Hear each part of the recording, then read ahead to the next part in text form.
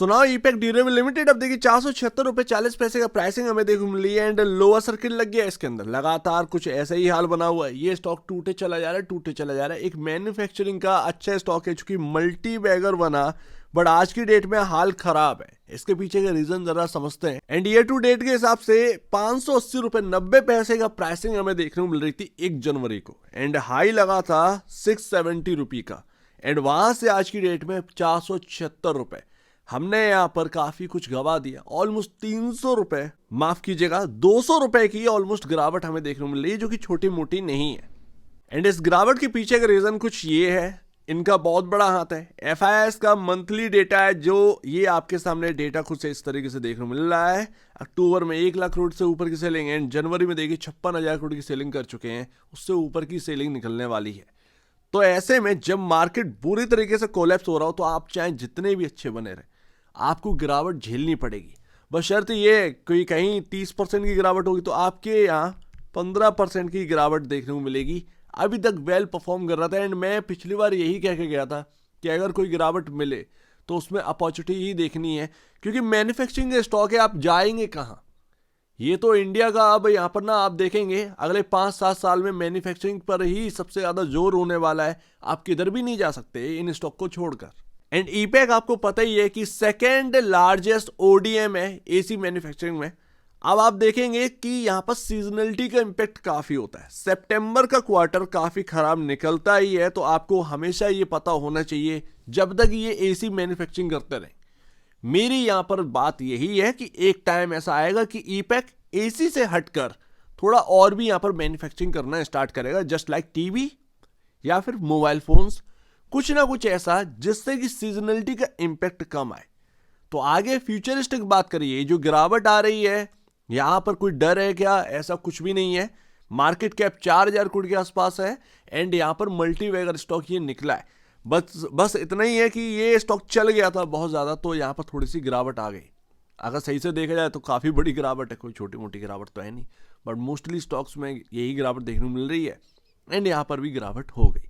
And वो 17% से ज़्यादा 25% 26% के आसपास की गिरावट हमें हायर साइड से देखने को मिल रही है। तो ये छोटी मोटी गिरावट नहीं है, बट हाँ, जो एक गिरावट का दौर चल रहा था उसमें पार्टिसिपेशन हो गया इनका भी। तो यहाँ पर आपके सामने Q3 के नंबर आएंगे, काफ़ी डिपेंड करेगा कि वो Q3 के नंबर क्या कहेंगे। Q4 के नंबर अच्छे निकलते हैं, गर्मियाँ आने वाली हैं, एंड ऐसे में रिकॉर्ड एसी सेल दोबारा देखने को मिल सकती है, जो कि हमें 2024 में देखने को मिला। एंड FIS का सेल्स देखेंगे तो यहाँ पर कुछ क्वार्टर दर क्वार्टर बेसिस पर गिरा ही है, टूटा ही है।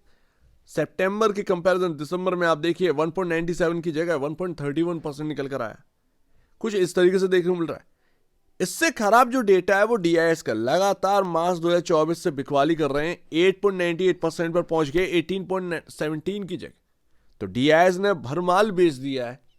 इंपैक्ट तो पड़ता ही है, सिंपल सी बात है, इंपैक्ट तो पड़ता ही है, इस चीजों का इंपैक्ट पड़ता है। बट फिर भी जो एकदम से भगे चले जा रहे थे वो एम्बर एंटरप्राइजेस में जो तेजी आ रही थी, बिकॉज ऑफ वहां पर डीमर्जर होना है, तो उसकी तैयारी थी, वो स्टॉक का अलग था। यहां पर पता नहीं लोग यहाँ पर जो है ना अंधाधुंध तेजी, लेकिन हाँ यस, इन स्टॉक्स को छोड़कर आप कहीं जा नहीं पाएंगे, ये तो क्लियर है। एंड देखिए price to book value 5.29 time पर पहुंच गया। हम बात करते थे उस वक्त तब ये 180-200 रुपए के अराउंड था। बहुत चिल्ला कर मैं आपसे कह रहा था कि ये पोर्टफोलियो स्टॉक, उसका रीजन आपको समझ में आ गया होगा आज की डेट में कि ये क्यों पोर्टफोलियो स्टॉक है। आपके सामने बेनिफिट ही बेनिफिट मिले हैं। बस यहां पर जो गिरावट है तो वो बेनिफिट जो है वो थोड़े से हल्के नजर आने लगे हैं, बट लंबे नजरिए का सोचा करिए, ये स्टॉक्स लंबे नजरिए वाले हैं। अभी एम्बर एंटरप्राइज का डीमर्जर होने दिए, उससे जो कंपनी निकलेंगी उनका आप बोलबाला देखिएगा जैसे ये मार्केट सही होगा। तो इंडिया को अगले 5-10 साल में देखिए मैन्युफैक्चरिंग हब बनने ही है। मैन्युफैक्चरिंग हब बनेगा तो ही जॉब क्रिएशन है, सब कुछ मैन्युफैक्चरिंग पर डिपेंड है। एंड हाँ, जो प्राइस टू बुक वैल्यू महंगा हो गया था या थोड़ी सी महंगी वैल्यू हो गई थी, वो अभी यहाँ पर ना थोड़ा सा डिस्काउंट कर रहा है मार्केट, लेकिन इसका मतलब ये नहीं कि ईपैक बिल्कुल चौपट हो जाएगा। तो यहाँ पर ध्यान रखना है। बाकी गिरावट कहाँ रुक सकती है, ये समझते हैं जरा। तो चार्ट पर क्या देखने मिल रहा है, यहाँ पर 366 ये वो जगह थी जहाँ से चलना स्टार्ट किया था, डबल बॉटम बनाया था इस स्टॉक ने, एकदम से तेजी आई थी जो कि आपको 671 की तरफ लेकर गई। वहीं पर सबसे मजबूत सपोर्ट है, अगर यहाँ से और ज़्यादा कोलैप्स देखने को मिलता है तो फिर वहीं पर रुकेगा, बट 366 बहुत दूर है। थोड़ा सा और यहाँ पर क्लोजली बात करते हैं, यहाँ पर ज़्यादा से ज़्यादा अब 30 रुपये का ही एक रह गया है, पॉसिबल है कि ये 30 रुपये तक और थोड़ा सा स्लिप हो, एंड यहाँ पर आपके सामने शायद एक अपमूव यहीं से मिलना स्टार्ट हो जाए। बट यही है कि मजबूत सपोर्ट जो है वो 366 की तरफ ही है। तो अगर ये 440 430 के लेवल भी यहाँ पर नहीं बचा पा रहा है तो फिर ये कहीं ना कोलैप्स कर सकता है। धीरे धीरे करके बीच बीच में तेजी आपको मिलती रही, बट धीरे धीरे करके 366 तक जाना हो सकता है। एंड लास्ट, तो मुझसे पूछे कैसा देखने मिल रहा है, नेगेटिव ट्रेंड देखने मिल रहा है। आज आप देखें, आज इतना इंपॉर्टेंट डे था, यहाँ पर आज की जो क्लोजिंग है वो जो ग्रीन लाइन आपकी निकल रही है, ये इसके ऊपर ही हमें क्लोजिंग चाहिए थी। यहाँ पर हम देखें सही तरीके से, जब तक ये 550 525 550 ये जब तक नहीं क्रॉस होंगे ईपैक के अंदर, तब तक एक बढ़िया रैली की शुरुआत तो नहीं होने वाली। अगर आप देखें तो ये जो ग्रीन लाइन है 481 पर शिफ्ट थी, आज की क्लोजिंग जो है वो 476 है। 2-4 दिन अगर ये कुछ ऐसे ही 481 के नीचे ट्रेड करता रहा तो ये काफ़ी नेगेटिव हो जाएगा। ऐसे में मूविंग एवरेज जो इंपॉर्टेंट है 50 डे में वो ब्रीच हो जाएगा, वो हम तोड़ देंगे एंड हम उसके नीचे जो है वो ट्रेड करना स्टार्ट करती है।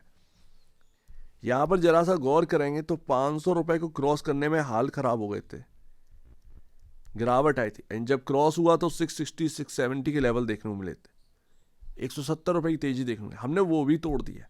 हमने बचाने की कोशिश करी, 2-4 दिन बचाने की कोशिश करी 500 रुपए का लेवल, बट वो यहाँ पर ना वो लेवल बचा नहीं, कोलैप्स कर गया वहाँ से। तो यही इंपॉर्टेंट चीज़ें हैं। फ्रेश बाइंग अगर करनी है कहीं तो वो 400 366 के अराउंड ही देखिएगा, ज़्यादा सही है, क्योंकि जहाँ पर सपोर्ट है वहाँ की तरफ आप बाई करने का सोचेंगे तो थोड़ा सा बचा करेंगे, क्योंकि ये मार्केट किसी को समझ में नहीं आ रहा। एंड में आपको बताऊं, मार्केट छोड़िए, ये जो बजट है वही इतना इंपॉर्टेंट हो गया। अगर कंजम्पशन इंडिया के अंदर ना बढ़ना स्टार्ट नहीं हुआ तो चाहे जितना रिकॉर्ड गर्मी आप करवा दीजिए, वो जब डिमांड होगी ही नहीं तो आप एसी बनाकर भी क्या कर लेंगे, ठीक है ना। तो ये पूरी बात आज आती है, इसको समझ लेना ज़रूरी है।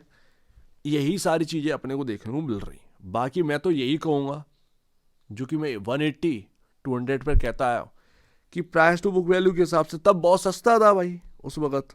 आज की डेट में वो प्राइस टू बुक वैल्यू शायद 2.5 गुना हो गया है आज की डेट में ऊपर। तब वो 1.50 टाइम पर हम लोग को ट्रेड करता हुआ मिलता था, हम लोग को उससे ज़्यादा सस्ता कुछ मिल ही नहीं रहा था उस वक्त। तो ईपैक ने वो जो कमाल करके दिखाया मार्केट के अंदर, वो फंडामेंटल काफ़ी सस्ते थे इसीलिए करके दिखाया। अभी जो है टेंशन लेने की बात नहीं है, मार्केट का माहौल ख़राब है, बट इन कंपनियों से हटकर सोचने की ज़रूरत नहीं है। मैन्युफैक्चरिंग ही आपको सब कुछ देगा आगे 5 साल 10 साल 15 साल। मैन्युफैक्चरिंग हब बनना इतना इंपॉर्टेंट है कि हम और आप समझ ही नहीं रहे। जॉब क्रिएशन बहुत इंपॉर्टेंट है, यही सेक्टर कर सकते हैं, अदरवाइज बहुत ज़्यादा प्रॉब्लम हो जाएगी इंडिया के अंदर। तो वो इंडिया प्रॉब्लम नहीं होने देगा, मैन्युफैक्चरिंग हब में जाएंगे और जाकर ही रहेंगे। तो यही है एंड यही कंपनियां कमाल करके दिखाएंगी। सो उम्मीद है काफ़ी कुछ आपको समझ में आया होगा। वो 366 अभी हाल फिलहाल में बहुत इंपॉर्टेंट है। नई खरीदारी अगर करनी है तो वहीं पर करिए, एंड अच्छा यही हो कि कल की डेट क्लोजिंग मिल जाए 481, 2-4 दिन हम 481 के ऊपर ट्रेड कर लें, 500 के ऊपर ज़्यादा इंतर नहीं रह गया। अगर 500 के ऊपर भी निकल जाए तो ज़्यादा बेहतर रहेगा। 481 के नीचे यहाँ पर ना बहुत ज़्यादा प्रॉब्लम यहाँ पर क्रिएट हो सकती है, एंड वो फिर कहीं ना कहीं 100 रुपये तक की डिप हमें देखने को मिल सकती है इस स्टॉक के अंदर। तो अच्छी खरीदारी, फ्रेश बाइंग, जिसने भी स्टॉक में नई खरीदारी नहीं करी है तो वो तो वेट करे 400 360 से, मिलता है तो मिलता है, नहीं तो फिर जाने दीजिए। तो ये बात है यहाँ पर। सो उम्मीद है काफ़ी कुछ आपको समझ में आया होगा। बट फिर भी जब बाई करें तो आप अपने फाइनेंशियल एडवाइज़र या ब्रोकर से पूछकर ही करें, क्योंकि उस वक्त मार्केट का सेंटीमेंट क्या होगा ये मुझे नहीं पता। पता चला वो 400 366 के आसपास आ गया एंड मार्केट सेंटीमेंट कुछ और है एंड आप बस दौड़ पड़े। तो ऐसा नहीं है, उस वक्त मार्केट सेंटीमेंट भी देखे, काफ़ी कुछ चीज़ें होती हैं देखने के लिए। आप स्टॉक मार्केट का हिस्सा है, कंपनी तो काम कर रही है बट ये स्टॉक काम नहीं कर पाएंगे फिर सेंटीमेंट अगर ख़राब होगा, समझ रहे ना। तो जो भी करिएगा वो अपने ब्रोकर या फाइनेंशियल एडवाइस से पूछ के करिएगा, ज़्यादा बेहतर है। एंड अच्छी खरीदारी की जगह तो उधर ही होगी, ये मुझे एक समझ में आ रहा है। बाकी आपके ऊपर है, आप किससे पूछ के कर रहे हैं, क्या कर रहे हैं, ये आप देखिएगा। तो एक बार निवेश से पहले, बेचने से पहले अपने ब्रोकर एडवाइस से जरूर सलाह लीजिएगा, या खुद की स्टडी करिएगा, उससे बेहतर कुछ भी नहीं है, खुद की स्टडी ही मस्ट है। तो आप दीजिए वीडियो देख लीजिए, वो तो धन्यवाद दोस्तों।